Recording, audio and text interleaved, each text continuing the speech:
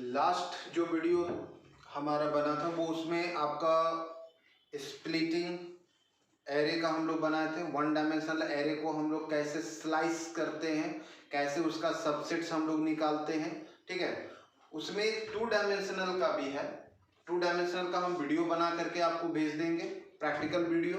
और एक उसमें है कंडीशनल, आप सबसेट को भी एक्सेस कर सकते हैं। मतलब जिस जिस एलिमेंट को आप चाहेंगे, उसमें क्या स्लाइसिंग में होता है कि कॉन्टिन्यूअस आप उसको एक्सेस करते हैं, ठीक है। स्लाइस जब भी करते हैं तो कॉन्टिन्यूअस करते हैं, लेकिन हमको कुछ कंडीशनल एलिमेंट अगर हमको वहां से निकालना होगा तब उसके लिए कंडीशनल भी हम लोग एक्सेस कर सकते हैं।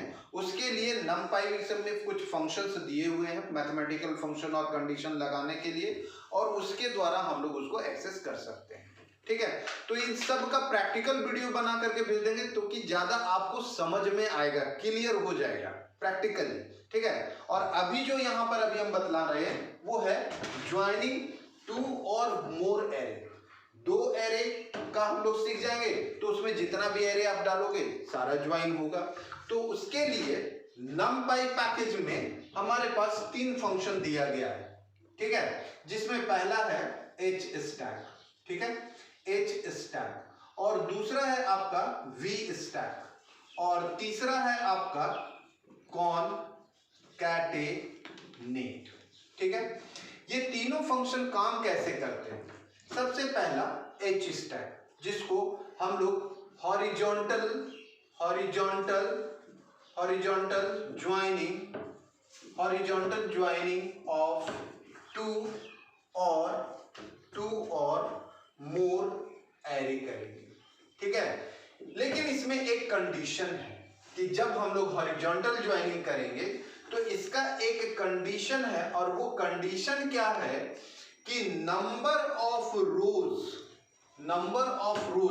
जिन जिन एरे को हम ज्वाइन करेंगे उन सभी का number of rows should be same. मतलब नंबर ऑफ रोज बराबर होना चाहिए, कॉलम कितना वो मैटर नहीं करता है, ठीक है ना। कॉलम वैरी कर सकता है लेकिन रोज सेम होना चाहिए, किसमें? H स्टैक और V स्टैक, जिसको हम लोग वर्टिकल ज्वाइनिंग ऑफ टू और मोर एरे करते हैं। इसमें भी एक कंडीशन है, और वो कंडीशन आपका ये है कि नंबर ऑफ कॉलम्स, देखो उसमें क्या था, नंबर ऑफ रोज सेम होना चाहिए, इसमें क्या होगा, number of columns should be same होना चाहिए, ठीक है।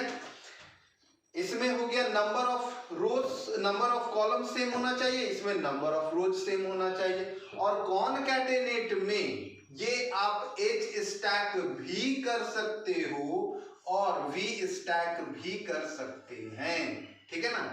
H स्टैक में नंबर ऑफ रोज और इसमें V स्टैक में नंबर ऑफ कॉलम्स। जो यहाँ पे हम लोग कंडीशन मेंटेन कर रहे हैं वही कंडीशन इसमें भी मेंटेन करना होगा।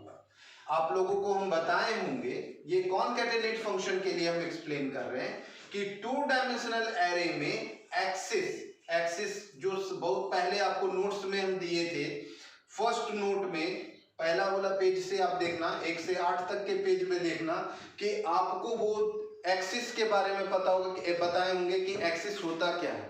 फिर भी रिवाइज कर रहे हैं, एक्सिस नंबर ऑफ जो डायमेंशन है उसी को मेंशन करता है।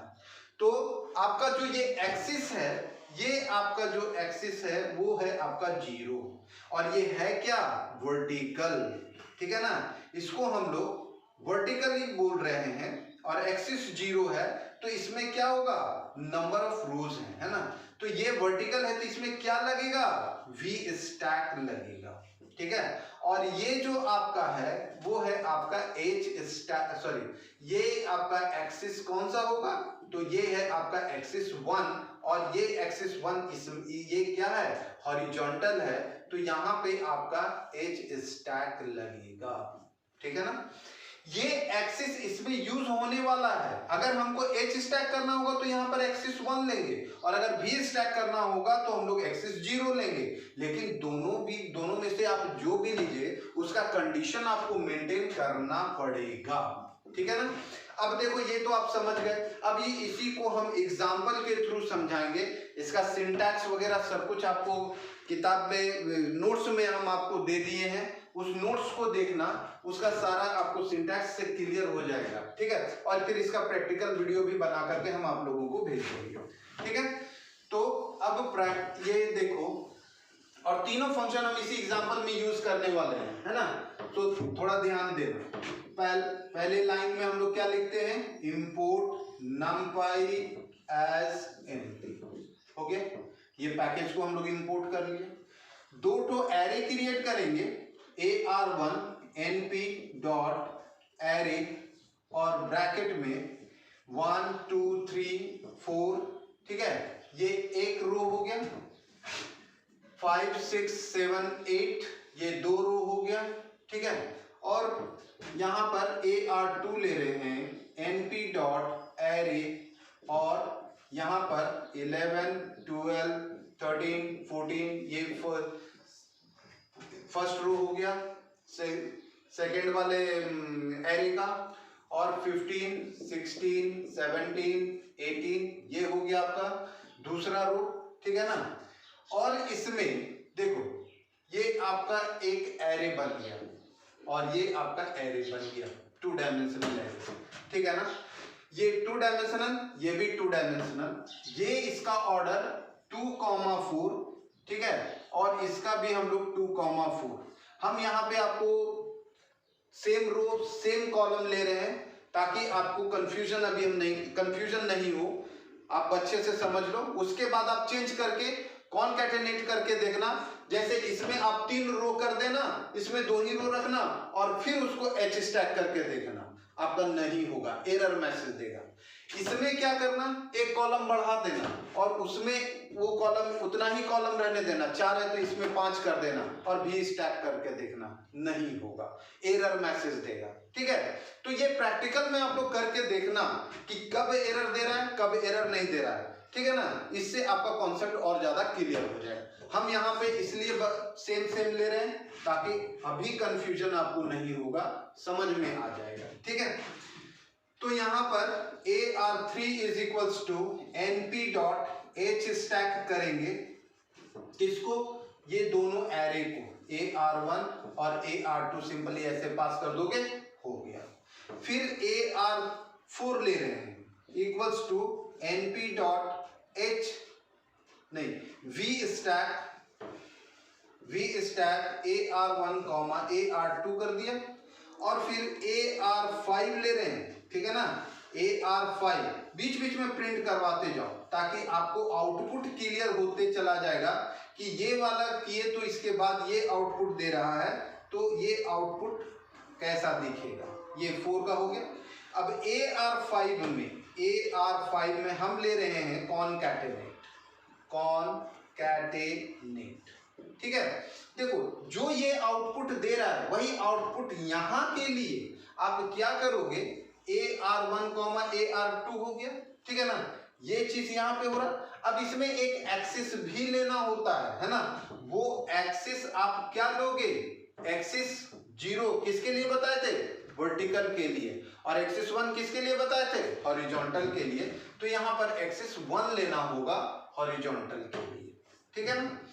अब इसको भी प्रिंट करवा लो, है ना, प्रिंट ar5। अब ar6 जो होगा वो फिर कॉनकैटेनेट फंक्शन के थ्रू हम ले रहे हैं, कॉनकैटेनेट और ar1 ar2, ठीक है, और यहां पर ले लिए एक्सिस 0। तो ये हो गया वर्टिकल। इसको आप प्रिंट करवाओगे ar6 को, तो वही आउटपुट देगा जो ये देगा। यानी ये जो आपको आउटपुट देगा वो क्या देगा, देखो यहां पे 1 2 3 4 5 6 7 8 ये एरे 1 हो गया।